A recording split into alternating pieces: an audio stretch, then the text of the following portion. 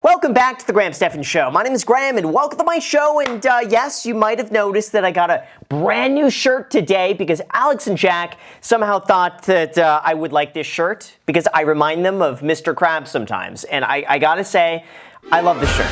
It's perfect. Mr. Krabs is my spirit animal. So Jack and Alex, thank you so much for doing that. But more importantly today, we got bigger fish to fry. Because the other night I was scrolling the YouTubes with Macy and we're trying to figure out what to watch. And all of a sudden, the algorithm gave me the perfect video to go and watch and react to. It's titled, "Here's a tour of the world's most expensive hotel room, parentheses, $100,000 a night," from none other than, seriously, one of my favorite YouTubers of all time, Doug DeMuro. So with that said, guys, let's make sure to destroy the like button for the YouTube algorithm. Thank you guys so much. And now with that said, let's watch this video. This is a hotel room. And not just any hotel room, but rather the most expensive hotel room on the planet at a cost of $100,000 per night. At this point, I think I would honestly watch Doug review anything. Now, for those that haven't watched Doug DeMuro, first of all, you gotta go and watch Doug DeMuro. He does some of the best car reviews you're ever going to see in your entire life, even if you're not into cars. You gotta watch him just because of how well he reviews things. I want to see him just review everything. In a perfect world, Doug would have a car channel, a house channel, a food channel, a vlog channel. He would just review he should have a tech channel. He should review tech. But seriously, go and subscribe to Doug. We know this is going to be a good episode. It's located here in the Palms Casino Resort in Las Vegas. Oh, the Palms. Now, for those that don't know, I mean, the Palms is not necessarily the nicest casino. It's not bad, but like if you're going to Las Vegas, and you just want a place that's inexpensive, go to the Palms. But if you're looking to, stay somewhere decent, I don't know if I would stay at the Palms. It's good for the budget. It's just, you'll know when you go to Las Vegas. You would get it. This is called the Empathy Suite, and it's basically a 2-story mansion in the sky. I'm looking this up on the Google. Wow. You have to apply to stay in the room. It's not like you could even go online and just book this. Be like, I want to spend $100,000. You have to RSVP, actually, as they call it, RSVIP to their suite in order to get in. It's effectively an all-new room as part of a nearly $700 million renovation of the Palms. Okay, you know what? I might have to take back my comments about the Palms because I have not been to the Palms in a few years, and if they just underwent a renovation, then you know what? It might be way nicer. Last time I saw it, it's like a time capsule for like the 80s. Like you walk in, it's like I just went back in time 40 years. So maybe if they did a renovation, I have not seen it since then. Before I show you around this room, let's talk pricing. Yes, $100,000 a night with a 2-night minimum. No, it's a 2-night minimum. Wow. I'm here thinking like, okay, $100,000, it's expensive, but then to make you stay 2 nights, well, you have to think too, the cleaning of this. It would be impossible to clean this much square footage if they're having like one person coming in the next day, another person the next day. Geez, 2 nights, $200,000. And then they do their due diligence to make sure you can actually afford it. The other way to get in here is if you have a $1 million line of credit with the Palms. Then they give you the room as a perk. Wow, okay, so $1 million line of credit. That's how people are getting this room. They're not paying for it. I guarantee almost anybody who's willing to spend $100,000 a night is probably spending $500,000 to $1 million minimum gambling. So they give this to probably their best customers who probably would spend $1 to $5 million gambling, and in return for that, they'll give them this room. That makes sense. Now, some other perks that they give you have a 24-hour butler who is on call for the duration of your stay. And you also have a chauffeured car service. That doesn't cost them that much to be able to do that. So when you think of the cost of the room, and even having a driver and a full-time car, it's pennies compared to the type of person who's staying in this place. Until you look over there, and then you see some sharks. The sharks are there because they're art from the world-famous artist Damien Hirst. I want that. Damien Hirst has some great art, by the way. Damien Hirst, I believe he does some of the butterflies. Hold on one sec. Yeah, okay, so Damien Hirst, He does some of these cool butterflies and stuff like that. Really neat artist. But I love that shark piece. I want a shark piece like that. Turn to your left, and then you see a medicine cabinet, which seems oddly placed until you discover that it, too, is a piece of art from Damien Hirst. This one is called Vegas. How is that art? Okay, listen, I'm pretty accepting of some odd art. That's not art. That is the medicine cabinet to someone going through some issues. That's not a healthy medicine cabinet. I don't think. Specifically with butterflies and medicine or pills. Keep that in your mind as I'm showing you around because there are a lot of rather interesting Easter eggs related to those items. And there's more art worth noting right off the bat. For instance, above the bar, you have these marlins in these glass cases, which is a really cool look you can see from a lot of different parts of the room. Ooh.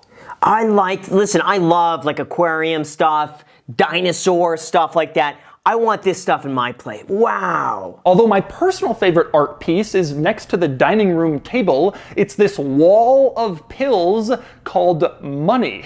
You can see there's just pills and more pills, and it's a rather striking look, but it's one that I find rather amusing and interesting and certainly worth checking out. That's neat. Actually, okay, so that I see, like to stack pills like that, fine. But a medicine cabinet, I'm gonna go on record, that's not art. Take a look at the top of this bar. It's medical waste. These aren't used medical supplies, to be clear, but you do have these medical gloves and pill wrappers and tubes. Why? Why would you do that? It looks like a landfill. Why would you want that in your bar? I don't know. I'd much rather a piece of nice stone or quartz or marble or like something like that. I think would be a lot better. But yeah. And next up, let's move back into the living area for one of the great seating areas of all time. Now, I say that in part because of this view. You look out over the strip, you can see all the other casinos, mountains in the distance, a gorgeous place to be. But to me, the more interesting view is in here because you have the world's longest couch. Look at that. Look at that couch. How much is that? That couch has got to be worth, I don't know, 70 grand, $80,000 minimum for something like that. Like, you're not buying that at IKEA. Unless you wanted to, like, you could buy those individual, like, the sectional pieces if you want to ever extend your couch. And they just went crazy with the extensions. Technically, you could just start doing that. But this is a crazy couch. Now, I don't know if this is actually the world's longest couch, but it's got to be in the running. It kind of snakes all the way around the room, clearly custom designed for it. I counted, and you could get 30 people on here comfortably with enough room to kind of move around. It's cool. I like that. I want to see his metric for how he measured that out. If he actually like sat, maybe had some space in between, or if he just measured and eyeballed it. But I want to see his process for doing that. So what do all these people do when they're sitting on their giant couch? Well, the answer is they can watch TV if they want to, of course. You can see there's a TV here facing like maybe a third of the couch. Too small of a TV. Biggest complaint. Too small. TV's got to be double the size, or a projector. But just in case you feel like you're being left out from the TV experience, don't worry. Go along the back of the TV and you can see it's double-sided, and there's speakers on both sides. All right, I take that back. Listen, having a double-sided TV like that makes up for the lack of size, because you could do double the things with it in half the size. That's what she said. Walk all the way across the lower floor of the empathy suite past the bar, and you get over to the second sitting room, which is a little bit smaller, but it still has all of the same magical touches, including the wonderful view. More importantly, though, it has these swings. I hate these stickers on the window. I think it just obstructs the view. Like, you should be highlighting this view and not putting like medicine, pharmacy stickers on. This looks like a college dorm room where they just throw stickers everywhere. I'm not a fan of that. And next up, moving on from that second living area, you come behind another wall with a giant television and you enter what I'm calling the game area, because you have some games in here. For one thing, you have like a psychedelic pool table, a multicolored pool table, not like any you've probably ever played on before. Over on the other side of the room, you have a foosball table, which is also rather interesting because it's glass. Yeah, that's the thing. When you have more than like $50 million, things just turn into glass. Like you start getting glass tables, glass pianos, glass pool tables, glass foosball tables. Just things start becoming glass. You know what? This would be cool. A glass dinosaur skull. People aren't rich enough for that. Darn. All right, never mind.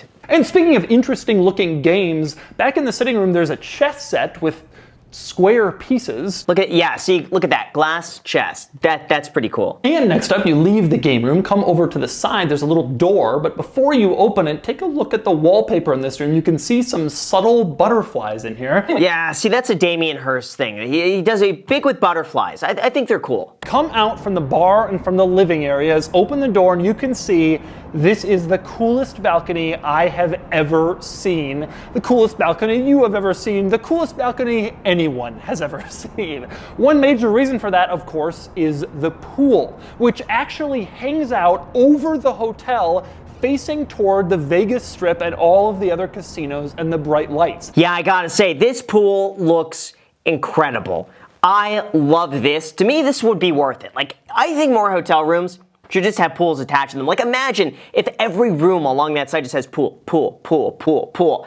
Just throw a pool on it, charge 10 times more for the room, like even $3,000 a night with the pool, I think people would love that. But anyway, even though the balcony is my personal favorite part of this entire room, oh, it's a little too many butterflies. Like, I liked when you walked in and there's a few like cool art pieces that kind of accentuate the room. You have like a Damien Hirst over there, and then you have another Damien Hirst, and then you walk up the stairs and there's another Damien Hirst, and you go look out the windows and there's more Damien Hirst, and then you go to sleep and you dream about Damien Hirst.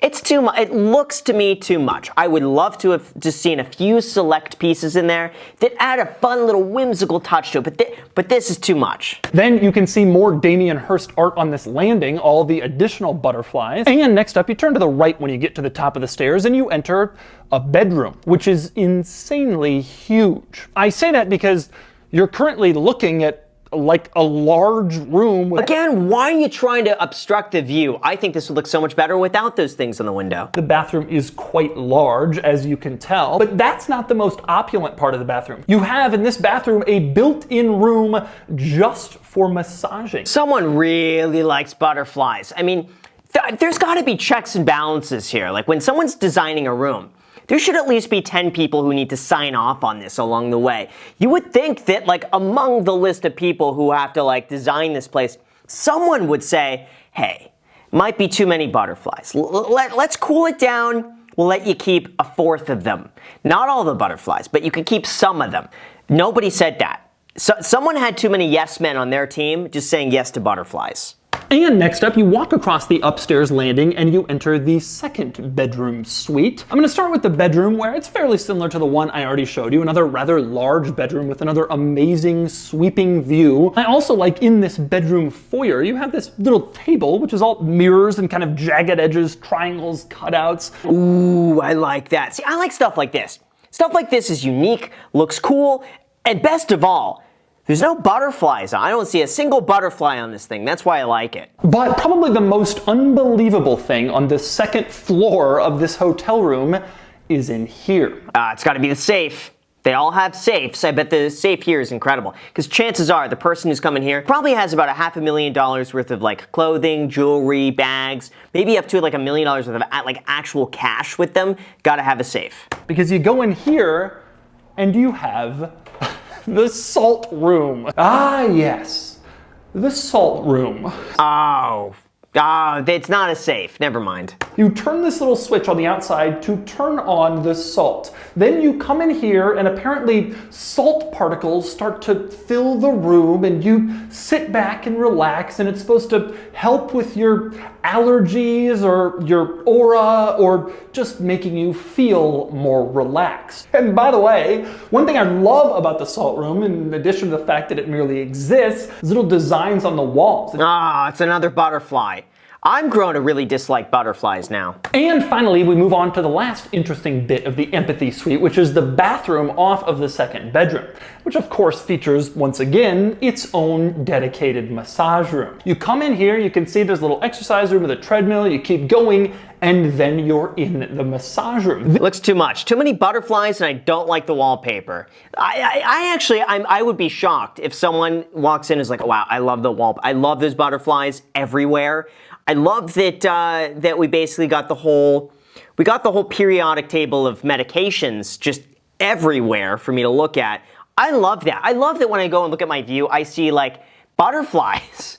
Who said? I guarantee.